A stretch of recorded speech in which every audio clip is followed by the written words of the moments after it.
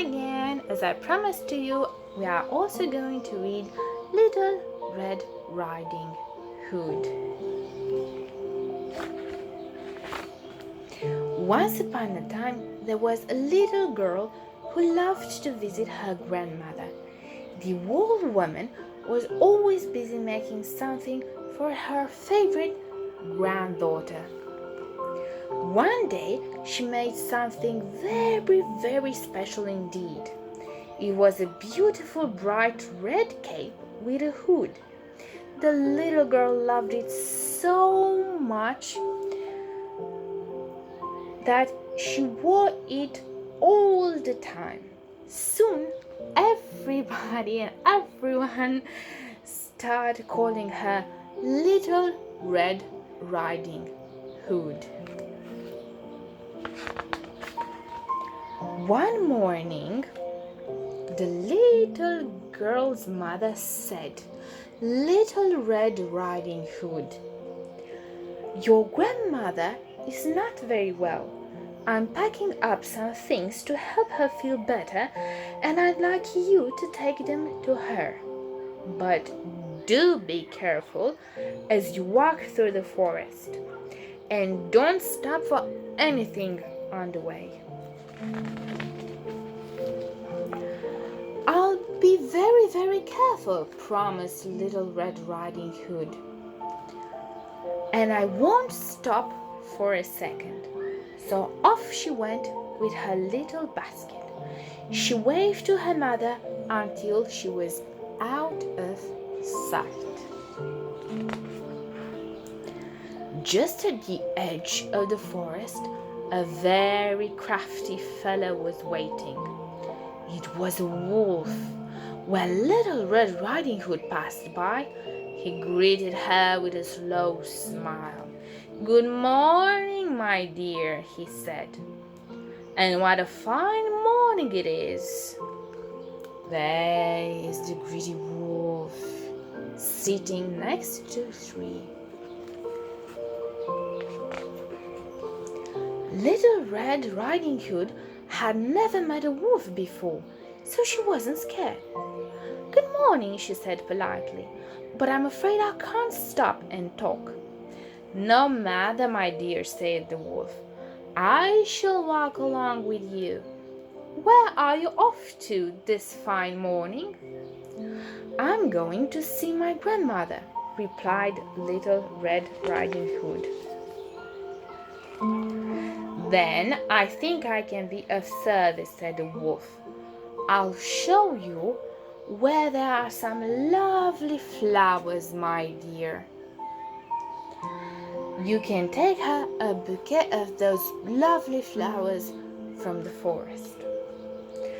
Little Red Riding Hood knew that she shouldn't stop, but she did like the idea of taking her grandmother a special present.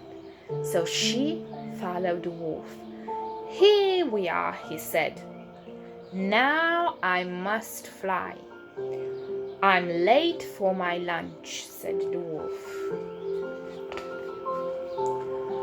When Little Red Riding Hood reached her mother's house, she was a little bit surprised to see that the door was already open. "Is that you, my dear?" croaked a faint voice. "Do come in."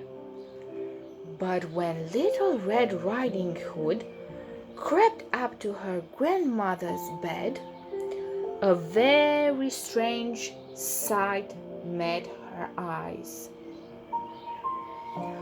"Oh, grandmother," she cried, "what big ears you have!" "All the better to hear you, my dear," came the reply. So Little Red Riding Hood went a little closer. "Oh, grandmother, what big eyes you've got!" she gasped. "All the better to see you with, my dear." And Little Red Riding Hood took one more step. "Oh, grandmother, what big teeth you got!" "All the better to eat you with," cried the wolf and gobbled her up. When Little Red Riding Hood did not come home that afternoon, her parents were very worried. At last her father went to grandmother's cottage to find her. How horrified he was when he found a fierce animal in grandmother's bed. With one blow of his axe, he killed the wicked wolf.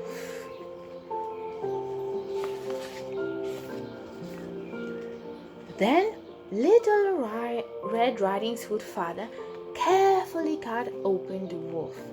Out jumped the little girl. She felt very strange indeed. "Where is grandmother?" she asked. "I am here," cried a muffled voice from inside the wolf. And Little Red Riding Hood and her father soon pulled the old lady out and tucked her up in bed. "I feel a lot better now," said Little Red Riding Hood's grandmother, as she tasted the good things the little girl had brought. Little Red Riding Hood's mother was glad her little girl was safe, that she hadn't had the heart to scold her. "I know you won't stop to pick flowers next time, Little Red Riding Hood," she said, "because I will give you some to take to grandmother." The end.